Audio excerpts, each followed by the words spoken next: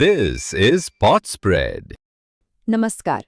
आज हम एक बहुत ही जरूरी मुद्दे पर बात करने वाले हैं, भारत का विशाल अनौपचारिक श्रम बाजार। हम ये समझने की कोशिश करेंगे कि क्या किसी की सामाजिक पहचान, जैसे कि उनकी जाति, जनजाति, धर्म या लिंग, ये तय करती है कि उन्हें किस तरह का काम मिलेगा और क्यों। चलिए इस जटिल लेकिन अहम विषय की गहराई में उतरते हैं। तो हम इसे कैसे समझेंगे?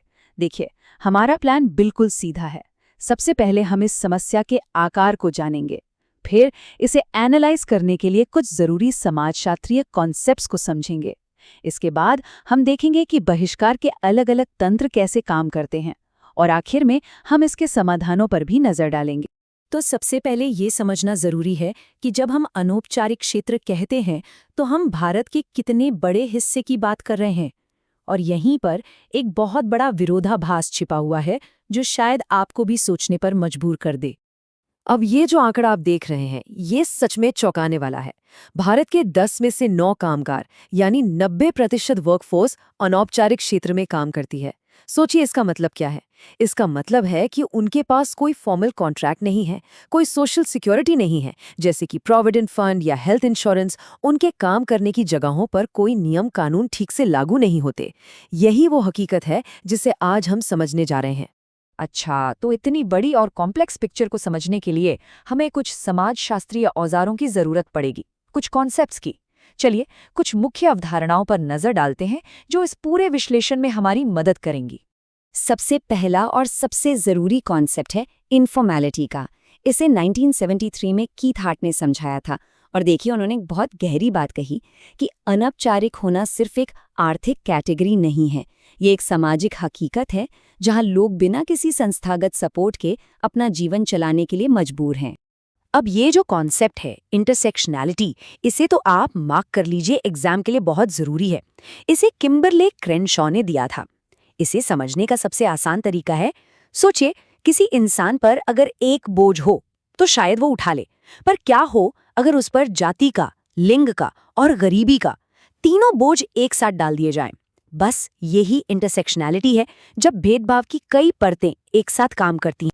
और यहीं पर अमर्त्य सेन का सोशल एक्सक्लूजन यानी सामाजिक बहिष्कार का आइडिया आता है।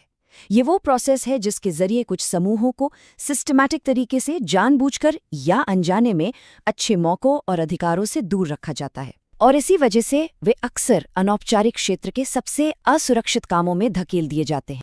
यहाँ दो और बड़े मजेदार आइडियाज हैं जो हमें इसे समझने में मदद करते हैं।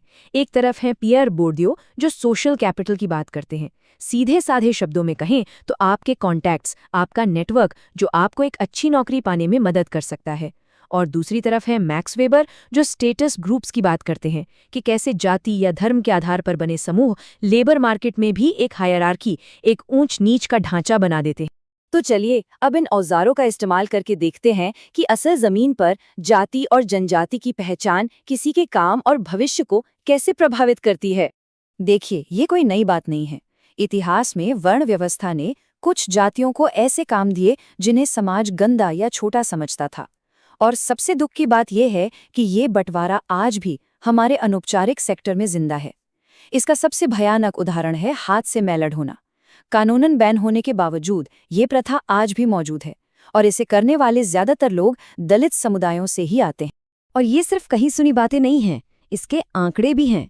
PLFS 2019-20 का डेटा हमें साफ साफ दिखाता है कि अनौपचारिक क्षेत्र में एक अनुसूचित जाति के वर्कर को एक उच्च जाति के वर्कर के मुकाबले 20 से 30% कम दिहाड़ी मिलती है, भले ही उनकी शिक्षा और अनुभव बराबर क्यों ना हो। यह भेदभाव और अवसरों की कमी का सीधा कड़वा सच है। अब बात करते हैं आदिवासी समुदायों की। अक्सर विकास के नाम पर बड़े बड़े प्रोजेक्ट्स के लिए उन्हें उनके ही घरों से, उनके जंगलों से निकाल दिया जाता है। अपनी पारंपरिक आजीविका छीन लिए जाने के बाद वे शहरों में ईंट भट्टों, कंस्ट्रक्शन साइट्स जैसी जगहों पर सबसे ज्यादा शोषण वाले काम करने के लिए मजबूर हो जाते हैं। चलिए अब इस विश्लेषण में दो और जरूरी परतें जोड़ते हैं, धर्म और लिंग। देखते हैं कि ये दोनों पहचानें कैसे बहिष्कार के अपने अलग और खास पैटर्न बनाती हैं। सच्चर समिति की रिपोर्ट ने इस पर बहुत विस्तार से काम किया है। रिपोर्ट बताती है कि कैसे धार्मिक अल्पसंख्यक, खासकर मुसलमान, एक तरह की व्यवस्थागत पूर्वाग्रह का सामना करते हैं। इस वजह से वे अक्सर कुछ खास तरह के सेल्फ एम्प्लॉयमेंट जैसे कि सिलाई, फेरी लगाना या छोटी मोटी कारीगरी तक ही सिमट कर रह जाते हैं, जहां आमदनी और ग्रोथ दोनों ही सीमित होते हैं। और जब हम जेंडर के नजरिए से देखते हैं तो एक और बंटवारा साफ दिखता है जो पितृसत्ता की जड़ों से जुड़ा है। महिलाओं को अक्सर फेमिनाइज्ड माने जाने वाले कामों में धकेला जाता है, जैसे घरेलू काम या घर से किया जाने वाला सिलाई कढ़ाई का काम। इन कामों का दर्जा भी कम होता है और पैसा भी। और इसके ऊपर घर और बच्चों की देखभाल का बिना वेतन वाला बोझ उनकी आर्थिक आज़ादी को और भी सीमित कर देता है। तो अभी तक हमने जाति, जनजाति, धर्म और लिंग को अलग अलग देखा, पर असल जिंदगी में ये सब अलग अलग काम नहीं करते, ये सब आपस में गुंथे हुए हैं। और यहीं पर इंटरसेक्शनैलिटी का असली मतलब समझ में आता है, जब भेदभाव की ये सारी परतें मिलकर हालात को कई गुना ज्यादा मुश्किल बना देती हैं। चलिए एक उदाहरण लेते हैं, एक दलित महिला का। जरा सोचिए उन्हें किन किन मुश्किलों का सामना करना पड़ता है। एक तरफ जाति आधारित भेदभाव और दूसरी तरफ एक महिला होने के नाते पितृसत्ता का दबाव।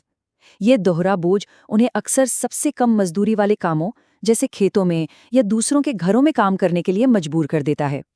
ये इंटरसेक्शनैलिटी का एक क्लासिक उदाहरण। एक और उदाहरण देखते हैं, एक मुस्लिम महिला कारीगर का।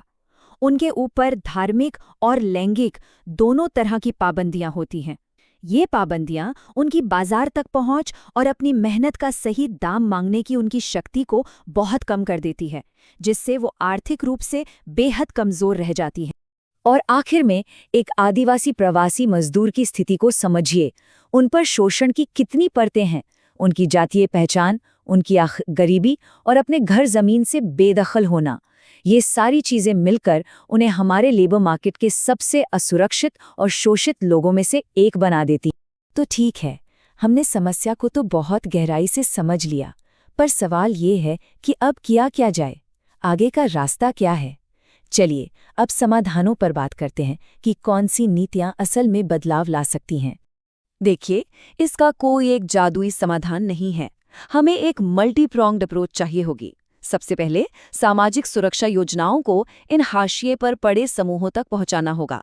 दूसरा, खासतौर पर SC, ST और अल्पसंख्यक महिलाओं के लिए स्किल डेवलपमेंट और नेटवर्क बनाने के प्रोग्राम चलाने होंगे। भेदभाव रोकने वाले कानूनों को सख्ती से लागू करना होगा। और हाँ, हमें बेहतर डेटा चाहिए, ऐसा डेटा जो इन अलग अलग पहचानों के मिले जुले असर को दिखा सके। साथ ही सेवा जैसे सफल सामुदायिक मॉडल को और बढ़ावा देने की जरूरत है। और ये एक लाइन इस पूरी बातचीत का सार है। जैसे बराबरी के बिना तरक्की अधूरी रह जाती है, हम कितनी भी आर्थिक तरक्की की बात कर लें, अगर उसमें बराबरी नहीं है, अगर वो सबको साथ लेकर नहीं चलती, तो वो तरक्की हमेशा खोखली और अधूरी ही रहेगी। और जाते जाते मैं आपके लिए एक सवाल छोड़ रहा हूं।